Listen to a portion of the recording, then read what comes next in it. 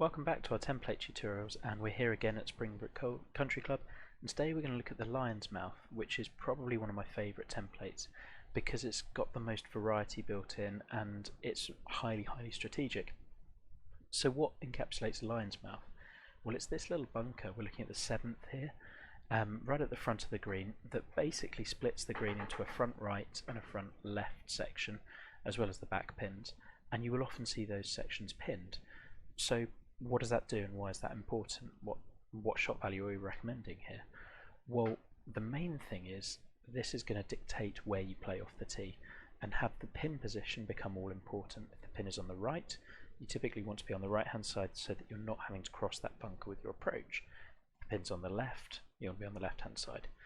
And for that reason, this tends to be used on more of a short or mid par 4. The reason being that if you use a short par 4, you're going to be able to really exaggerate those angles because the further up you are, I mean, imagine if we're playing from here, you're not crossing that bunker. If we're playing from here, you're coming closer to crossing it. So the shorter it is, typically those angles are exaggerated a bit more. Equally, you want to be able to see the pin generally from the tee because you need to know where you're playing.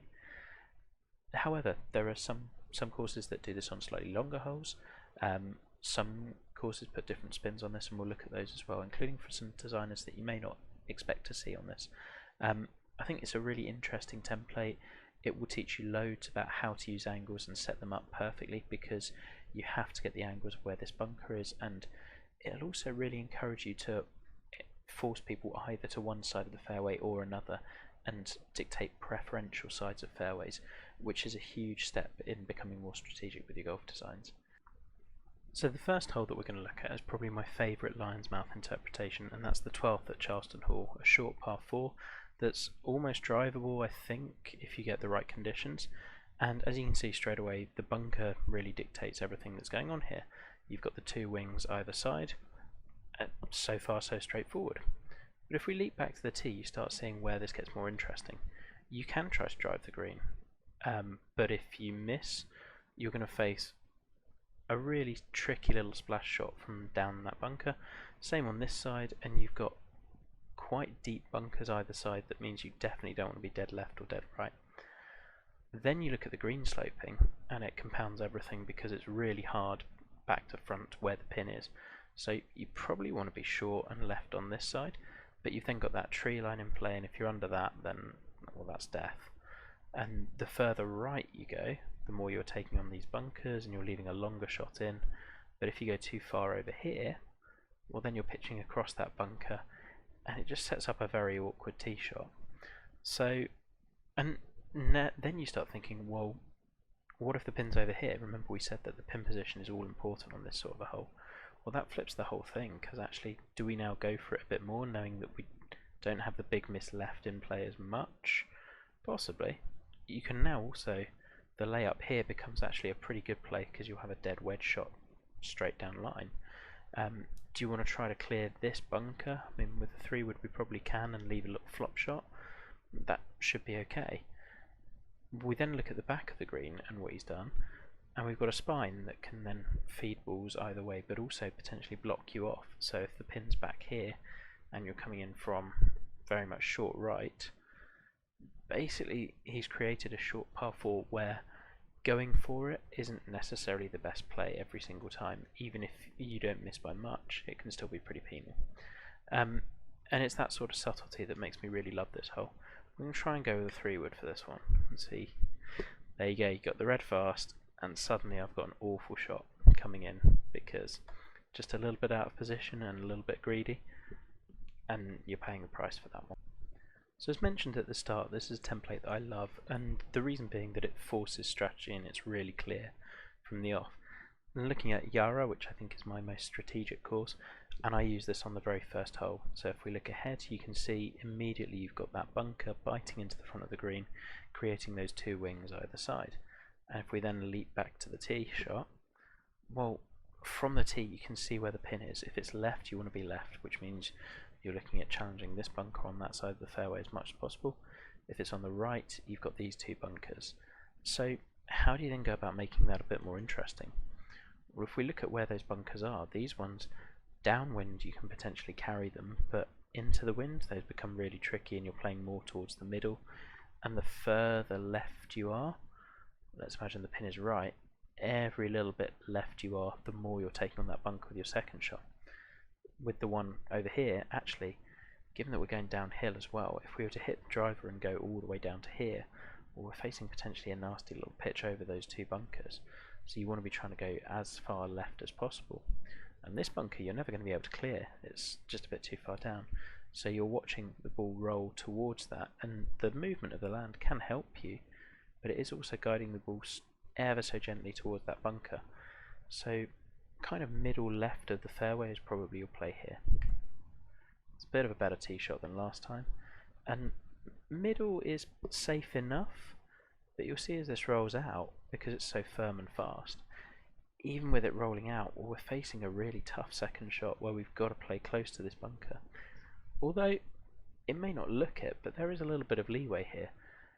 If you're on this side and you're playing away from the bunker but not too far, you're going to leave an uphill putt and a pretty decent look at birdie. Whereas if you're right and in this bunker, we've got a nasty splash shot very much down the hill and you'll be fighting to save par. So with this one, the plan was always people would aim, hopefully, slightly left of the pin. And whilst you're going to struggle to get it very close without taking on huge chances, short and left of this pin would leave you a nice uphill putt. So there was always a way to get at it, but you had to be really thinking from the off, and for me that set the tone for this course.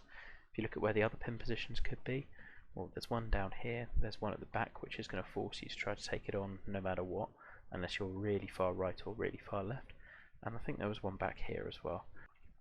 So as we said, typically used on a short or mid 4, and we're now going to look at a couple of different twists on the same hole. The first one's used on Fairyland, it's the 9th hole, one of Joe's, and this one's a par 5.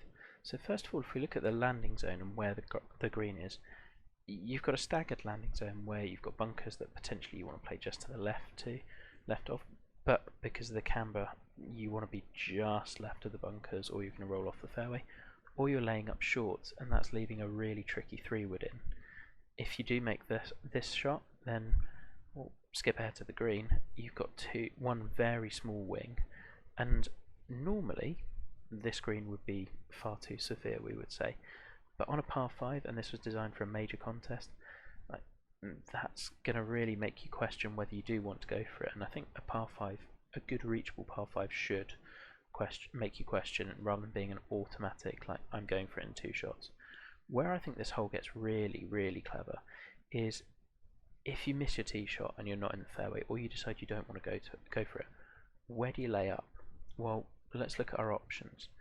If you're laying up just over here, you want to be landing just over, because otherwise you don't have a ton of room before you're running into that bunker. So, and you've also got that gentle little camber to think of, and particularly with the position of this bunker, you want to be hitting very far extreme right to probably end up about here for a pitch to the little flop shot to this pin, or kind of aiming middle to end up there. But you've got to be thinking about both distance and direction. So that you then might find the layups a little bit too tricky. If we drop back a little bit further, again it's all going from right to left, and there's this annoying little mound of heavy rough here that's going to make you question, well, if you want to land it just over, are you running into these 2 bunkers? And you slowly just find yourself inching further and further back, and it basically might force you to, or might make you decide you want to play a 7-iron for your second shot to leave a full wedge in. It's a really clever hole, and it's purely guided by, with this one, the depth of where he's placed his hazards along the way is exceptional, but also that green complex really just dictates everything in that front bunker. With this one he put a very steep plateau at the back as well, which further made it even trickier, but another great study here. Leaping into the designer for the next one, because it's a little bit easier to show off measure tools, and we're going to look at one of mine with Ouarzazate. Now this is a short par 4, it's the 10th, so, and you can see with the different tees it plays at different lengths. So black tees we're going to go 395, and straight away you can see how that bunker is cutting in and bisecting 2 separate parts. We've got a couple of pins here, one here, and one at the back as well. Where I think this one got a little bit more interesting was trying to make it, rather than just seeing pin and holding the and choosing the side of the tee, I decided to make holding the high side of the fairway really tricky. So if you wanted to get at these 2 pins, you're ideally up here, but there's this huge camber on the fairway which runs into a bunker, and I liked the idea of making you really question on a wide open fairway whether you had the right club. So you've got these bunkers guarding the high side. You're going to want to skirt pretty close to them with, say, a 3-wood here in order to end up there and leave you in position A for these couple of pins.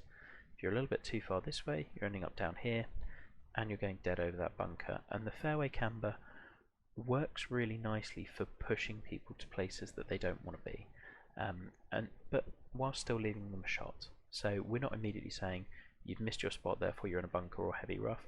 No, but you do have an infinitely trickier second shot.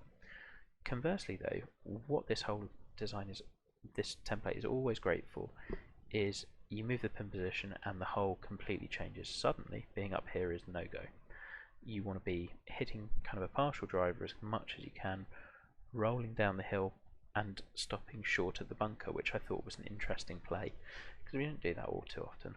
The further left and closer towards this bunker you can go, well, the better a look you're going to have at this pin. And again, if you end up here, you're not out of it, it's just a trickier shot over that bunker to a green that's kind of sloping away. So I think with this one you can see that just how can you make the tee shot interesting. Give people options, give them a lot of width because you'll need it to make both sides of the green work and really exacerbate those angles. But rather than always just doing a centerline bunker or something like that, can we really stress the importance of where you are on the fairway, maybe in a different way? So the final hole that we're going to feature might be from a designer that you'd be surprised to see on a template video, in that it's Sindra, and his 15th, I think, at Harrier Creek was arguably one of the best, well, it was one of the best holes in the recent World Cup contest. And as you can see from the overhead, it's a form of a lion's mouth. What he's done to make this really interesting is angled it so that the bunker, the lion's mouth bunker, isn't at the front but rather on the left, but all of the fairways on the left as well. And what that therefore means is, depending on the pin position, you're going to want to think about not just which side of the fairway you're on for distance, it's also how far you're going for the angle that you're going to have in. So it's kind of flipped that relationship between distance and angle that we've had on other holes. If you think about it therefore, well, if the pin's here, you're going to want to be kind of looking dead up so that you're looking at this straight on. So that might mean hitting a 3-wood just over this bunker, which is so well placed, and rolling out to here, but being wary of the fact that the fairway runs away from there, which might stymie you and put you in a really awkward angle pitching over that bunker. Or you might choose to play out to this part of the fairway and leave yourself maybe a full wedge, but more likely a pitch in rather than a flop or a splash shot. If the pin's at the back, then you might want to be thinking, well, we want to hit driver, run down here, and then you've got a decent look. I believe this hole was also drivable as well, which might add a further wrinkle to it, because with water right, there's an added dimension there. And there's a lot of fairway to play with. You can play this really safe and just play to here, and you've got a full wedge in, and to whichever pin, there's enough space that you've got a decent shot. There's just so much going on with this hole, with just one creek, some land movement, 3 very cleverly placed bunkers, and a really good green shape. And I think it's, for my money, it's arguably one of the best holes in the World Cup, and one I would have been very proud to have designed myself. It's just an awesome, awesome golf hole from a great designer, and someone who doesn't necessarily get as much credit as he deserves for some of the strategic stuff that he's been doing over his last few courses. So I hope that this has been an interesting video for you, looking at the lion's mouth, and you can see it's a very flexible template that can be used in a number of different ways. Hopefully you stay tuned, keep watching the videos, and you found this interesting. Leave a comment and see you soon.